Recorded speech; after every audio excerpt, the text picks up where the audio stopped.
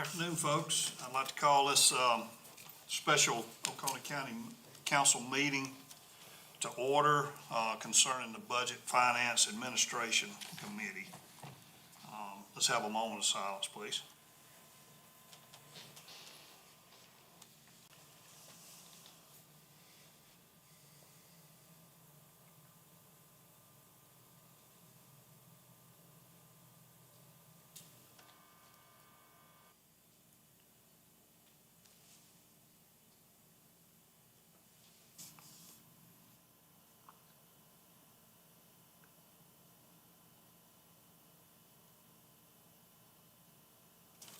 Mr. James, would you lead us in an invocation, please? Sure, let's pray. Father, as we come to you this afternoon, we do thank you for the day.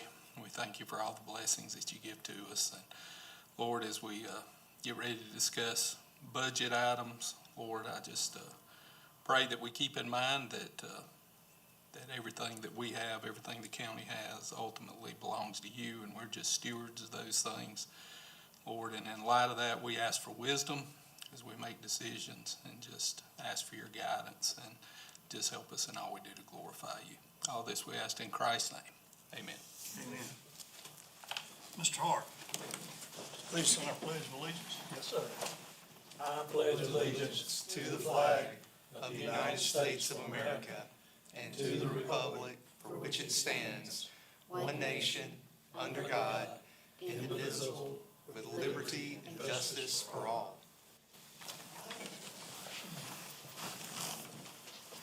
Okay, I would like to state for the record, this meeting's being held on June the 16th, Tuesday, June the 16th, and we started at 4:30 in the afternoon. Next on the agenda is approval of the previous minutes, which was May 18th, 2026, special meeting minutes. Do I have a motion to approve? Make a motion. Second. A motion and a second. Are there any changes or discussion on it? Hearing none. All in favor? Aye. Okay. This meeting, we got a discussion item. We're going to be discussing the budget. Mr. Jones, Mr. Stuart Jones, our administrator, is going to lead us in that discussion, and it's for the fiscal year 26-27 budget. Mr. Jones? Thank you. Mr. Mize, let's see here. There we go. Okay. All right, so today we're going to go through as quickly as possible, but we're going to dive into the information, our financial outlook first. We're going to talk about goals, priorities that we had in the FY27 budget, and then we're going to go into other considerations that we're looking at and discussion. First of all, okay, and I really think this is important to understand. So in December of 2025, with our financial outlook, the county went from a AA stable rating down to a AA negative outlook on our financial projection. I'm happy to report, and this is, I'm thrilled. I want to give thanks to our staff here that's here today with us, Kevin, Sally, Amber, Letitia, that are all here that have been a part of our financial team that's bringing this together. But as of last week, Moody's Ratings has said that we have a AA2 excellent rating here in the county. And we had to present to them, Moody's, of course, they're going to come back to us 12 months from now and look at us again. But we had to present to them what we were doing to address the financial difficulties that we've had in Oconee County and our plan moving forward. And so just to see in a 7-month period what we've been able to do, taking that from a negative outlook to affirmed at an excellent outlook with our bond ratings, credit ratings, that is a great sign. So, of course, our S&P will come back to us. They've given us a 24-month window. So I believe we've got about 16, 17 months till they come back to us for another review. But if we stay on the path we're on, we're going to be much better. We'll be back to stable with S&P. So, here we go. All right, so some of the things I want to point out, some of the goals and the highlights of our 27 FY 26-27 budget, I want to first talk about the corrective actions that we've taken, because that's been a important part to what we're doing, laying the foundation for solid financial outcome here. It's extremely important. So we started by identifying issues. Of course, the millage calculation issue was a major one that really set us back. We had the runaway costs, for example, our insurance, which was being hidden in the budget from council. We have, in the past 6 months, we've implemented budget freezes, hiring freezes. We have set the priority of getting accurate financials, going back to kind of that insurance cost like we were talking about, putting the real numbers out here in our budgets, ensuring that they're accurate. Position headcounts is another point. We have positions that were being funded from discretionary accounts, special revenue accounts, that kind of thing, and so they weren't actually accounted for in our departmental budget. Reconciliation process, we are continuing to make progress with that process. And then, of course, the reallocations in the budget amendment that we did here recently. So all of those are part of the corrective actions that we have taken to get on the right path. As of right now, just to tell council this, so we're projected for a $4.9 million in the black by the end of this month here. So July 1st, we're going to start off on a strong financial footing. Stabilization. I want to talk about that for a moment. Another key component to what we have in mind and the things we are doing is stabilizing our financial situation. It will take a year to basically quantify the health insurance savings that we are implementing right now. Employee compensation. That's something else we want to revisit. We want to look back at that, potentially looking at a new comp study is what we've discussed, just to tell everybody. Focuses on corrective actions, of course, like I said earlier, assessing all of our processes and cost internally, what we're doing. Buildings and properties, that's something else we're going to be looking at in the coming year. You know, we've got buildings that we are paying utilities on, we're paying maintenance on, tens of thousands of dollars a year. I think if you add them all together, I mean, you've got hundreds of thousands of dollars a year. And so some of those properties, we may need to do something else with them. Vehicle usage is another big one we're going to be looking at. Ultimately, though, the priority with this budget, with this stabilizing year, is to not just stabilize those financials, but focus on core services like our roads. You know, council has made that a priority, and so we focused on that in our budget. Another thing I want to add, in the coming year, we'll be bringing to council better financial oversight. Starting in this budget year, we're going to be bringing you quarterly financial reports to council. And so those will include fund balances, reconciliation, verification, those types of things. We also are going to be implementing new reporting techniques and software that's going to help us better project and better, we'll be able to bring you better metrics on what we're looking at, more data on what we're looking at. Those are some of those main components with stabilization. Recovery. So what I want to get at here too, ultimately, our goal is to rebuild and recover reserves and long-term projections, which is something I'm going to show you here in a minute. Let's see here if we can go to, I'm going to actually go to this slide here. If you want to take a look at this for a moment, and then I'm going to go to a different slide, but this just gives you a picture of some of the changes we're making in the FY 27 budget long-term. How long it's going to take us to get our fund balance, to get our reserve fund balance back up to 25 to 30% reserve fund balance. So inevitably, I mean, you can see where we're starting right now, and we are using savings from the insurance and other savings that we are already quantifying to project and to build this. So that just gives you an idea. And I'm going to cut back real quick to this slide. Okay.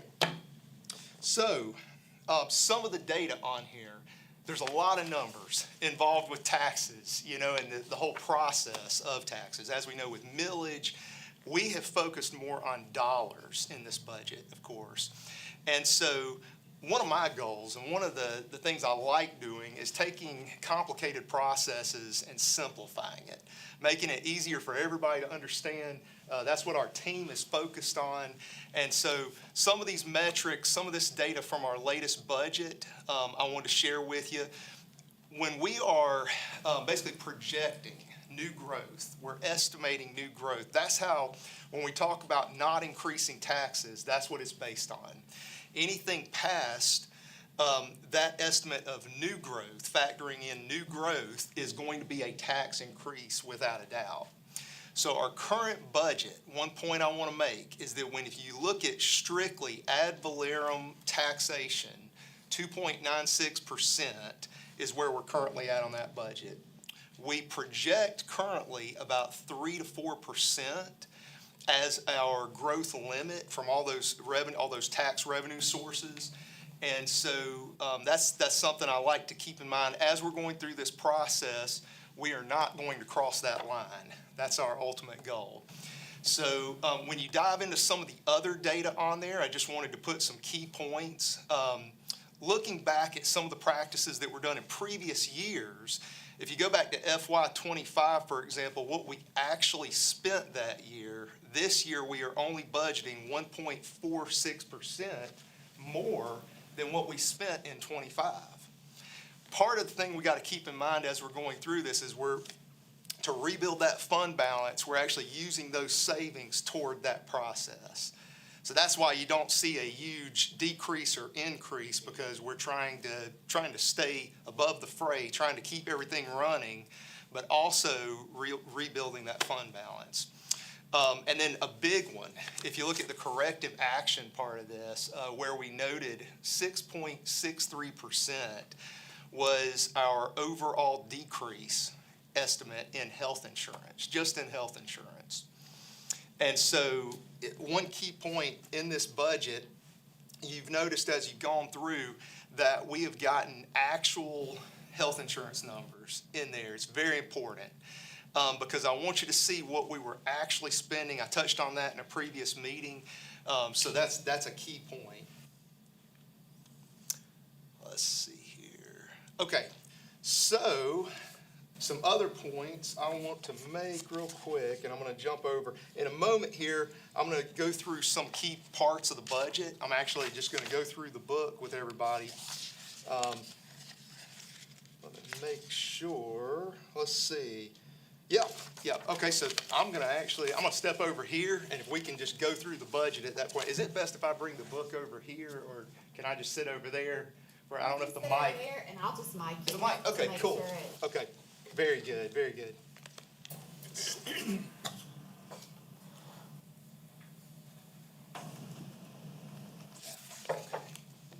There we go. All right. I don't want to stand up the whole time while we're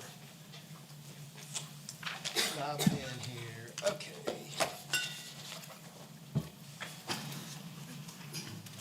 All right, so first thing I want to point out, as I mentioned earlier, we focused more on this budget on dollars than the actual millage in this budget. The millage, of course, will be calculated, but we found it easier if we focus on dollar amounts to begin with. So when you read through, if you open up your budget book and you just go to page 3 on there, one to anything past page 1 on the budget ordinance, you'll notice that the sections and provisos of the budget ordinance, they read differently this year. They're drafted differently. And that goes back to kind of a zero balance approach of allocating actual dollars and not mills. Thank you, Jim. So, yes. So by doing this, one thing to keep in mind is we're actually bringing more funds into the general fund operating. And part of that's refocusing a lot of that. Like I mentioned earlier with the positions, personnel that was in other accounts, we're bringing it back to the general fund. The other accounts have other purposes, of course, but that helps us identify any problems. So that's one thing. All right, so if we can go to, and I talked about this a little bit, page 14, section 23. Let's see here. And I just want to point this out. So page 14 on section 23 has your growth fund limitation amount. And so that is Oconee County is one of the few counties, of course, that actually limits our growth. We limit ourselves. And so that's that's a great thing. It's a great way to control government growth, runaway government and that kind of thing. And so yeah, I wanted to state that. Those amounts will change a little bit there based on some changes we're going to give to council here in a moment, but they're not changing by much. So Kevin, what was that amount again, that the growth limitation is it 4.99%? 4.09 is our growth limitation. So that's, 4.09 is our growth limitation for this year.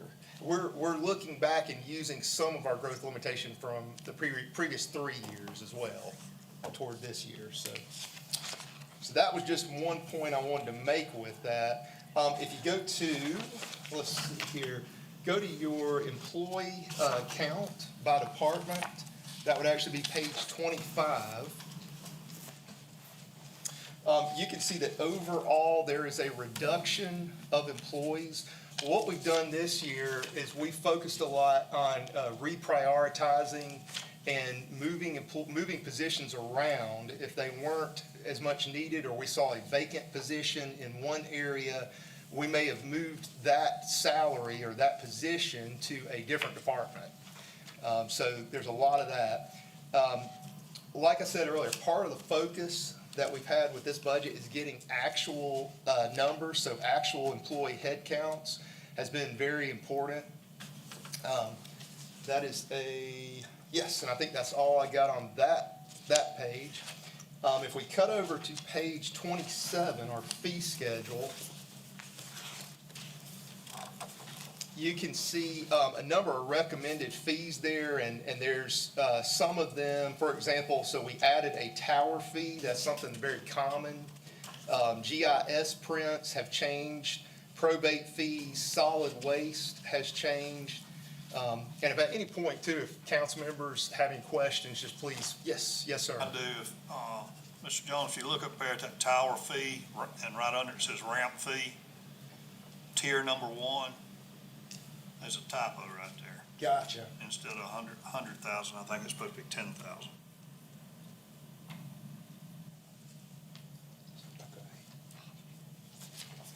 All right, thank you, sir, thank you.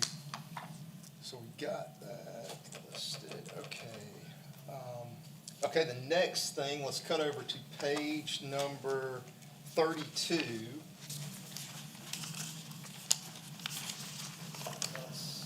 So we do have increases following supply and demand and what we've been seeing in the market as far as the rock quarry goes. Our rock quarry, of course, is an incredible resource that Oconee County has. They are actually allocating this year's budget, I believe, right at $4 million to the FY27 budget. It's been around 1.5 to 2 million previously.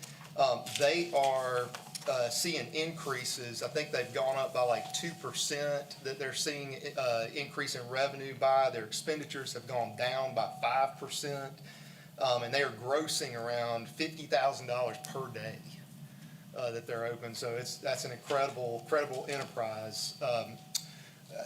They also have enacted Tuesdays and Wednesdays, of course, are in-county only days, and I've checked in with them on that, and it's working really well. So Are these rates competitive with other close-by quarries? Yes, sir. Yes, sir. We've still got some headroom depending on what material we're looking at exactly. But we felt that this is very safe. I mean, we're definitely going to be able to get people are definitely going to pay these rates. So.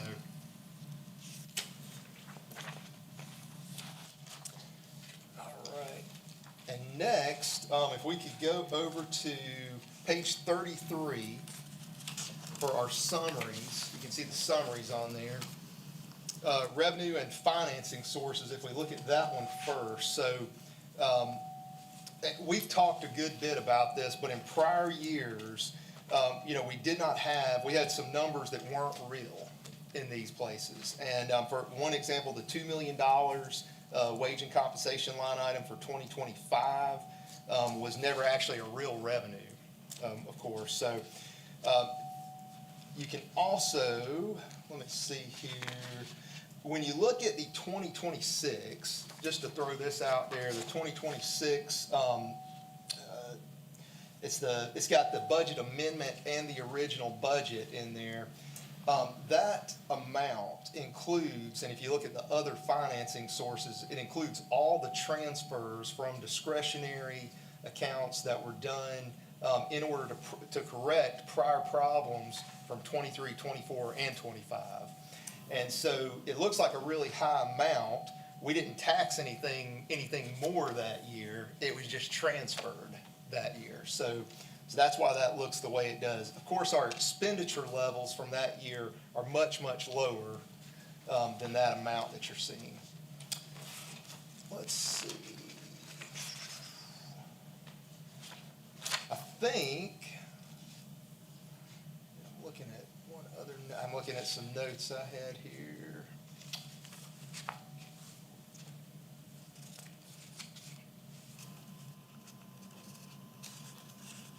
So we're looking at a projected general fund this year of $70,116,000. Yes, sir. Yes, sir. And the couple of changes that we have today bring it to 70.25 million is what it comes to.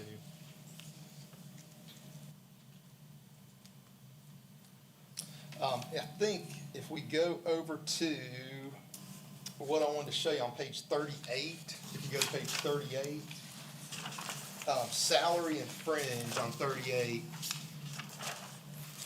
So when I talk about getting the real numbers, I think this is eye-opening. When you see the actuals of what we were paying for health insurance versus what we were seeing that we thought we were paying for health insurance. In total, it's right at a 6.63% decrease is what we're looking at, our actual health insurance to where we are now with our new health insurance.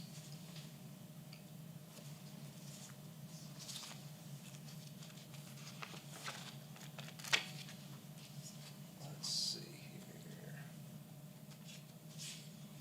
And I've got, that is pretty much, those are the main notes I have for the budget. If I have notes on every section of the budget, of course, any changes we have made. So I'm happy if there's any questions council has on anything in the budget, I'm happy to answer those questions.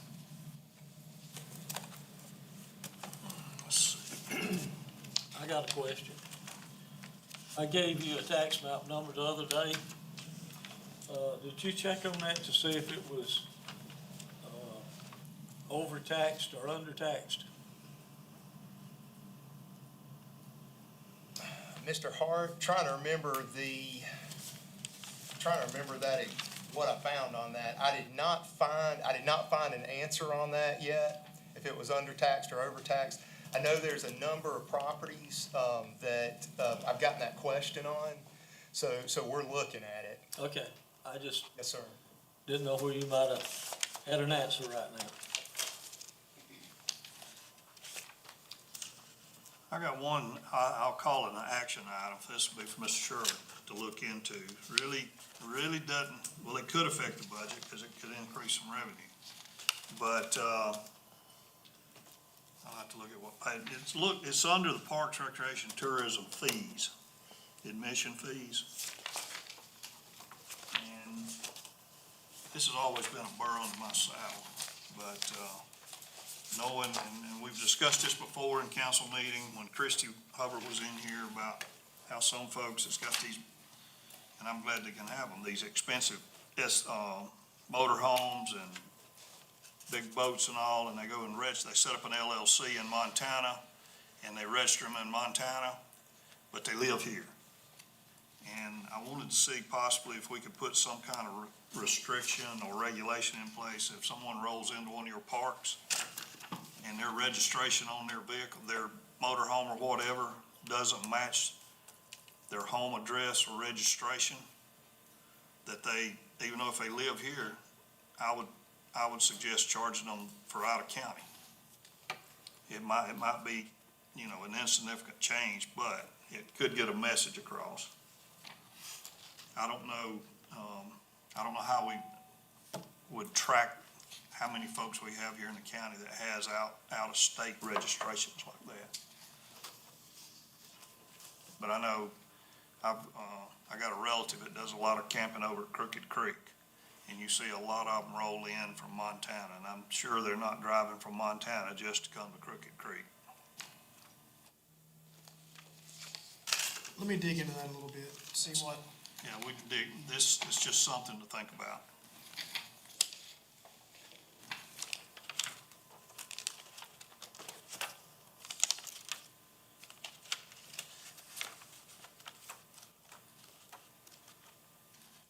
So, and if we don't have any more questions, so just to kind of conclude, FY '27, you know, as I said, I mean, I look at it as a corrective, stabilizing year. And so, when we get to this point next year, you know, we'll know a lot more from the changes that we've implemented and, be able to better project going forward. So, I've also, so at this time, I would need a vote from council, just on those changes.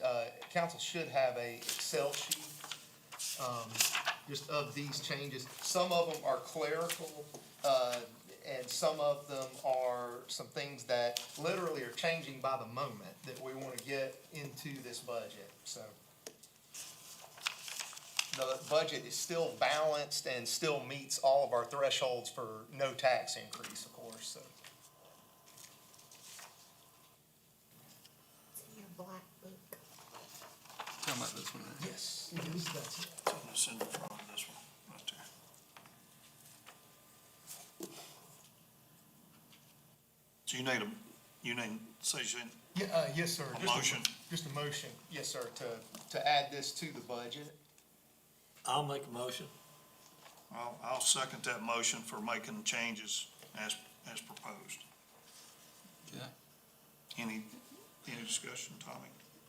Let's see, on the road, what's the change on the road issue here? Yes, sir, Mr. James. That is, so we are really focusing, and as we're gauging, as we're quantifying our savings and everything, we're really focusing on paving more roads. And so the paving crew, they've recently gotten a crew leader, and so we're looking at moving forward with that. I know that's been a top priority for council. So it's to help stand up a road crew. Yes, sir. Yeah. Yes, sir. I just wanted to get that on the record, that that's what that was for, so.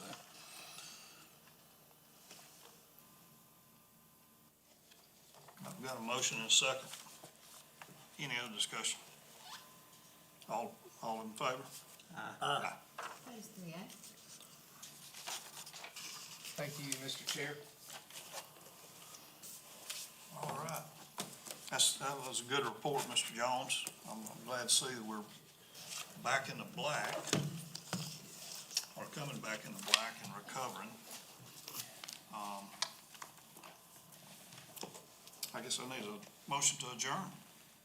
Make a motion. Second. Motion second, all in favor?